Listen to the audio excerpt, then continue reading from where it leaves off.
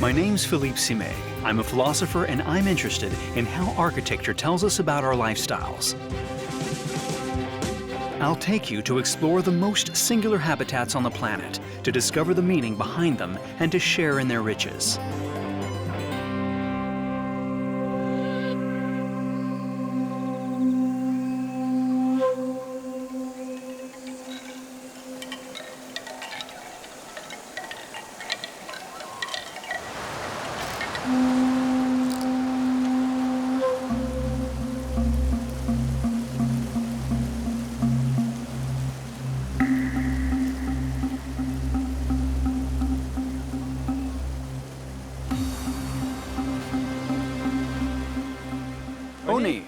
Hello.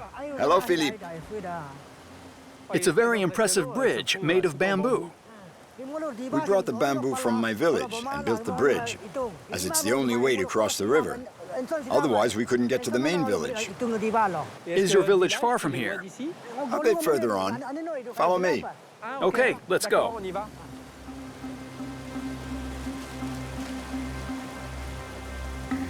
I'm in the far northeast of India, in Arunachal, Pradesh, a little-known state hemmed in by Tibet, Bhutan, and Burma.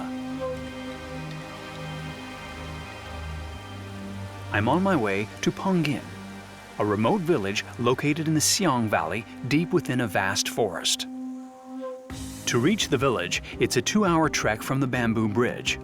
It's the home of Adi, known as the Men of the Hills, an ethnic group of about 100,000 people spread across the Himalayan region. In this state, long closed off to the outside for political and military reasons, the Adi had no choice but to become self-sufficient. Here's my village. 50 families live here. There are several ethnic groups in this region. People call us Adi, Men of the Hills.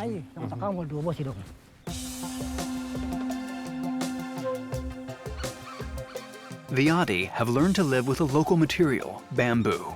They use it to build the framework and walls of their homes, but also their furniture.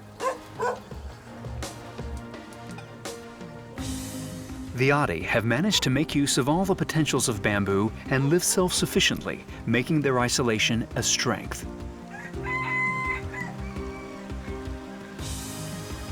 Renewable and free, bamboo is a precious resource for them and at the heart of a unique environmental and social ecosystem.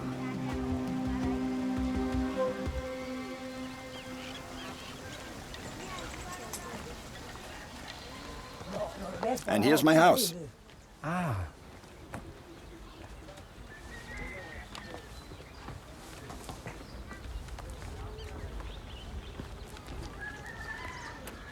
Oh yes, you can see everything's in bamboo. The framework, but also the panels. Is this bark? All our houses are constructed with bamboo. Even the walls and floors are in bamboo. We split the bamboo in two and then weave it together. We don't use any metal or nails. We use only bamboo for the construction. It's very beautiful because it makes geometric patterns all over the walls. Come in. I'll show you the inside. Okay, thanks.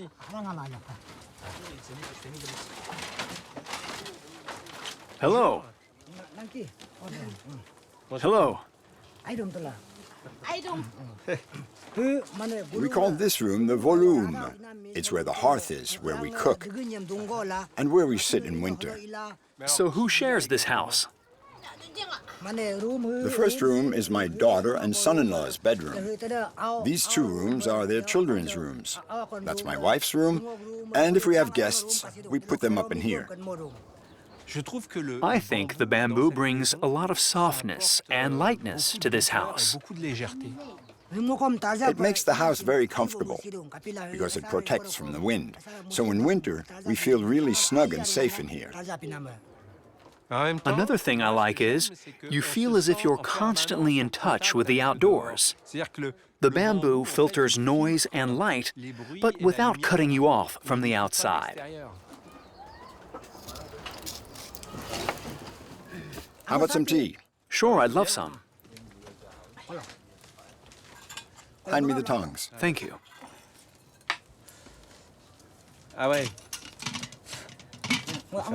When you drink a cup of hot tea, it gives you strength.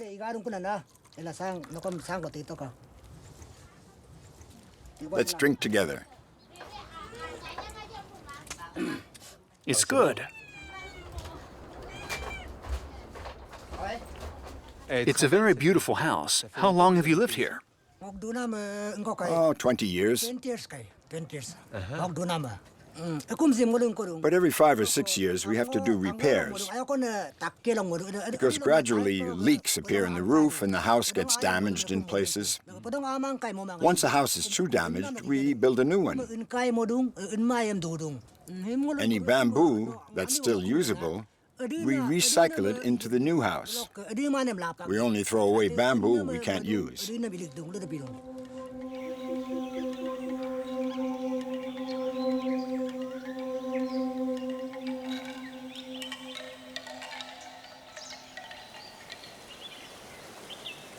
the heart of this remote region, the Adi, of Tibeto-Burman origin, are either animists or Christians. They seem to have escaped the great movements in Indian history. For centuries, their life has been structured around rice farming, hunting, gathering, and of course, the use of bamboo, which is central to their material culture. Bamboo has a unique beauty. Tall and frail, buffeted by the winds, and yet so robust, it's able to resist all the hazards of nature. Much like the Adi, who have found their place in the middle of all these forests.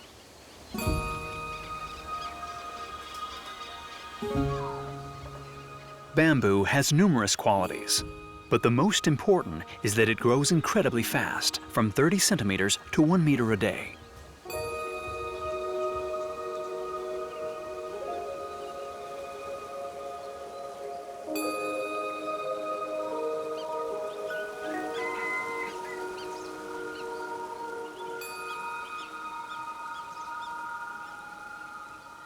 The village is magnificent, set amongst the mountains, with all its bamboo houses. Have the Adi always built like this?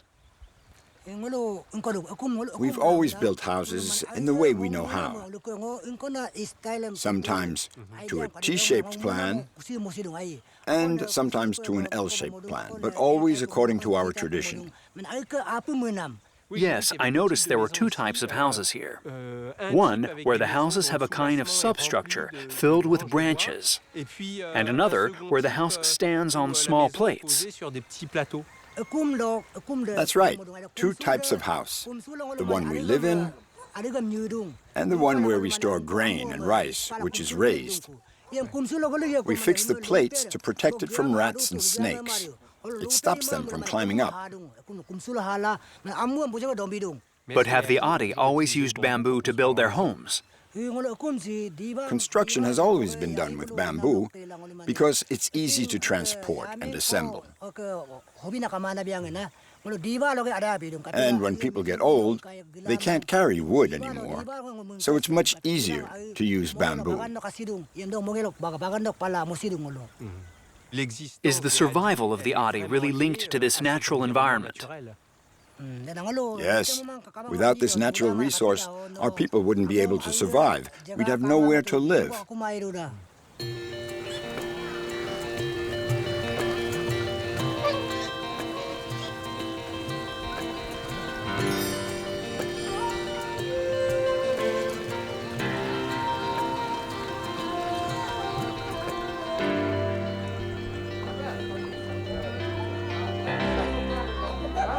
Ghani Zaman is one of a generation of Indian architects who wants to combine local traditions with the techniques of modern engineering. A renowned specialist, he has dedicated his life to bamboo.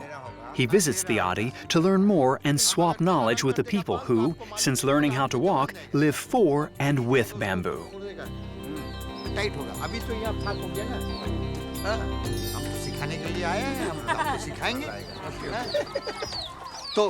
So the house you're building will be just like this one? All the houses are the same, right? For how many years will they be inhabitable? 5, 6, 5, 6, 7? 7 years. 6. 6. 6, okay. Ghani has recently designed a roofing system and has come to seek advice about its reliability from the inhabitants of Pongin.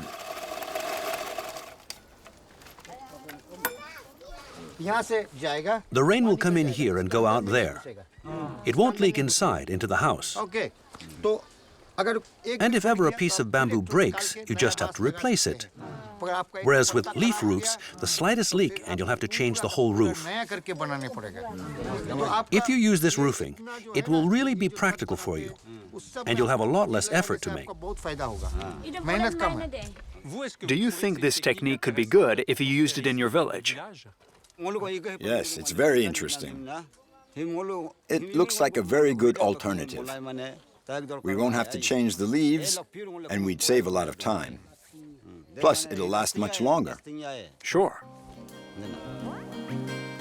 In Pongin, everyone is curious to discover new techniques and ready to share their know-how.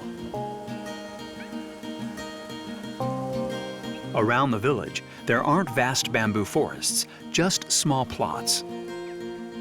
But they meet the needs of all the inhabitants and allow them to be self-sufficient. For the Adi, everything is a machete's length away. A new house needs to be built. All the men join in.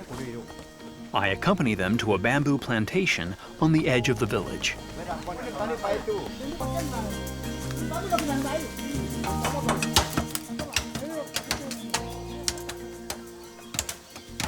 Funny, how do you pick which bamboos to cut? If we cut them during the full moon, it's no good, because that's when they have the highest quantity of sugar, and that attracts insects. So we wait until the third day after the full moon before cutting them.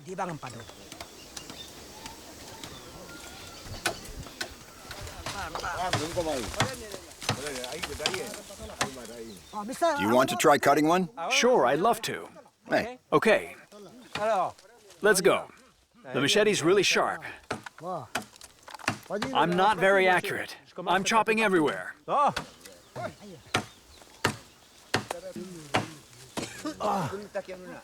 It's not easy. Almost there.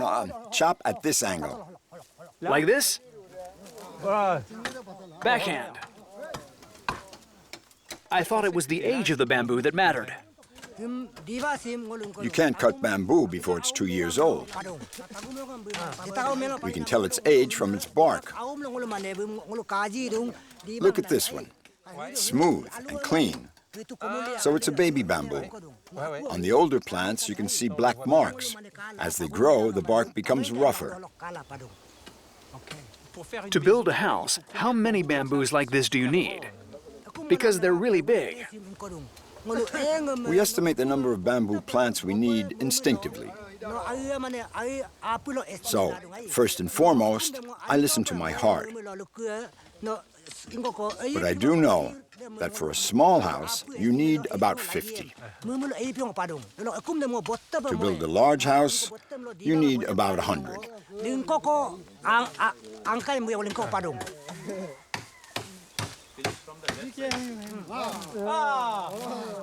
Okay, here we go. Let's make it fall. Thanks.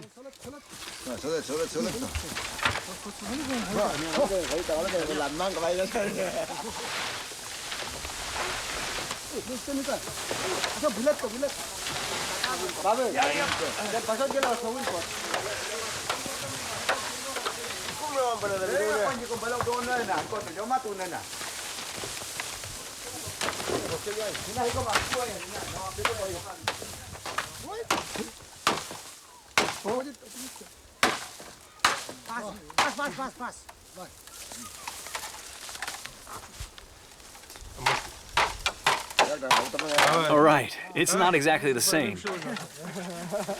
You need to get the hang of it. I chop any which way.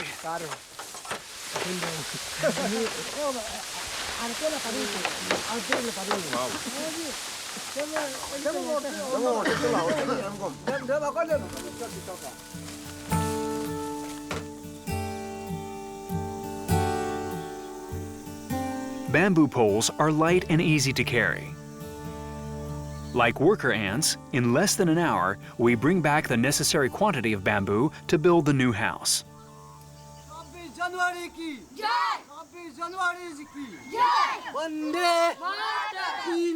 In the village, everyone goes about their business. Whether it's school lessons, cooking, or farming, the Adi lead a structured life based around family and community activities.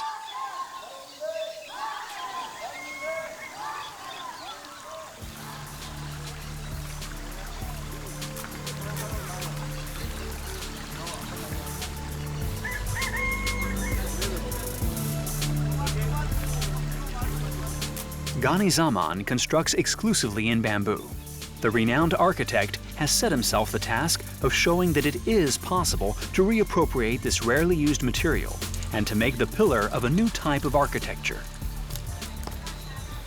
In the world, we have about 1,700 species of bamboo, out of which 900 species grow in the Northeast India. So why should I not be here? Why should I be anywhere else? Because bamboo is my life. And I need to work with bamboo and show the developed countries to what you have done to the world and destroyed it with your CO2s and all the gases that you've given up. We, in the Northeast, have the answer to your problem. So I'm here and I'm exploring that. Why did you choose bamboo as your main material? If I use wood, let's say I'm using wood. If I cut one tree, it'll take me 40 years, 30 years to recut it and use it. Whereas in the area of bamboo, I cut today one, 5 will grow up by itself. That's one, the reason. Secondly, bamboo absorbs 30% more CO2 than trees do. And gives out equally amount of oxygen than trees do.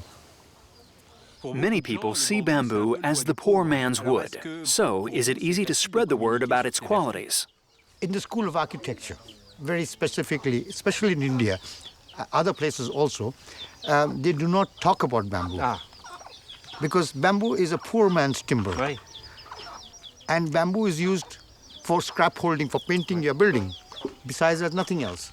We as architects who have got together and we are building houses, high-end houses for very rich people, trying to show them and explaining and also proving to them that bamboo is a rich man's timber also, not only a poor man's. But we are also trying to increase the economy of the people. If I can tell these people to give me bamboo, I can buy it from them and build houses for the rich. So these people get an earning. They do not have to leave their village to go to a city and create bigger slums. This is going to help them. They'll sit at home and earn money. I presume you also like bamboo for its physical properties. Bamboo has to be felt, has to be understood. You cannot grab a bamboo and break it or cut it. You have to understand the texture of the bamboo, the species of the bamboo, how much compression that bamboo can take, how much tensile the bamboo can take. It's not easy. It has a learning process, step by step. You have to fall in love with that. Then only can you.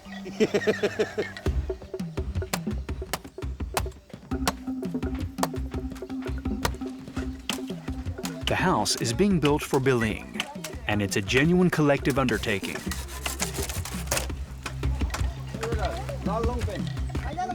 Every generation is involved, and they all know how to work bamboo. Everything is used, and nothing is thrown away.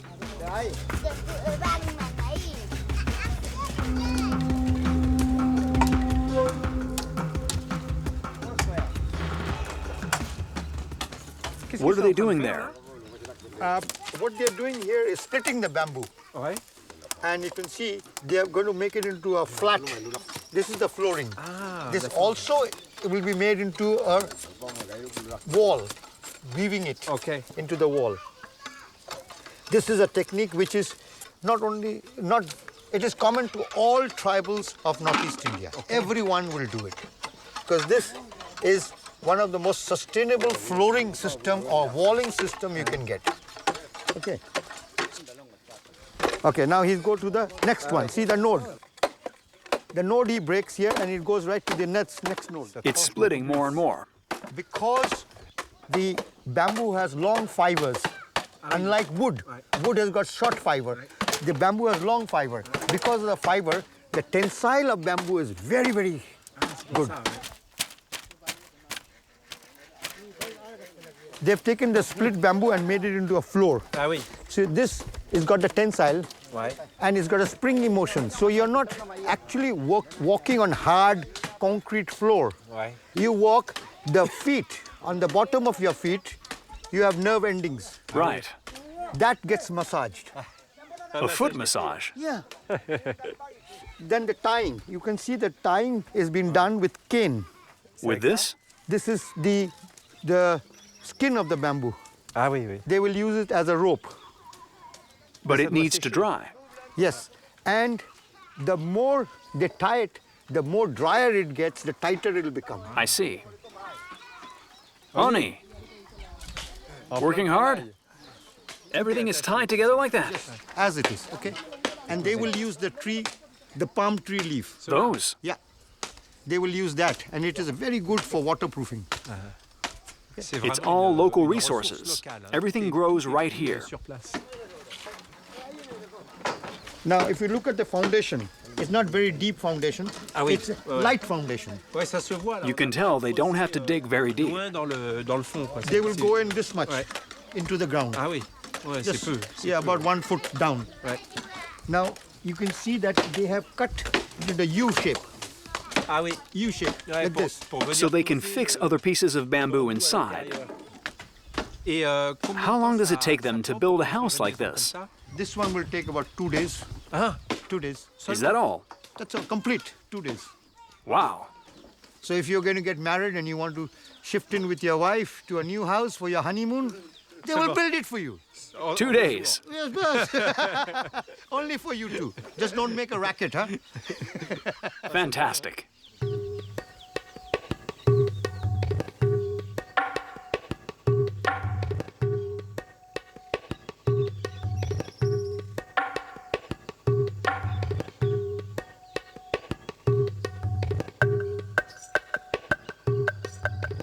Follow me.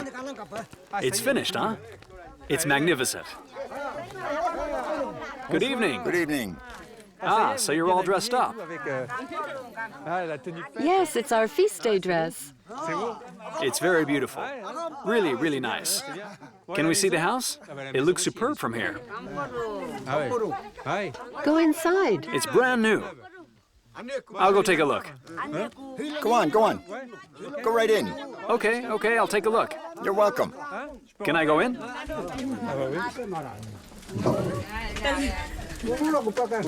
Billing's house is finished. According to tradition, all of the villagers gather for a ceremony. Hello. It's great here, all around the fire.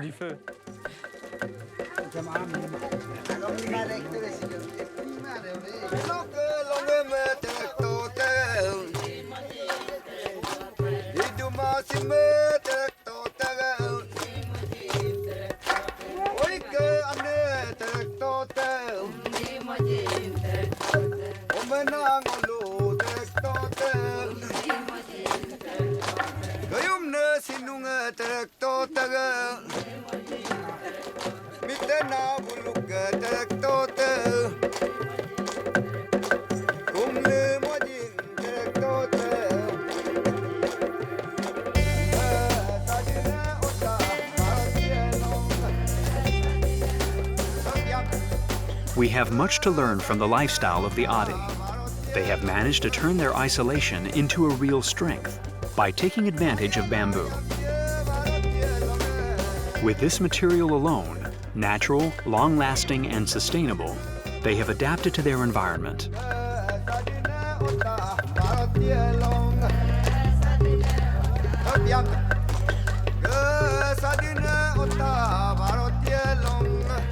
For them, bamboo is more than the material condition of their existence.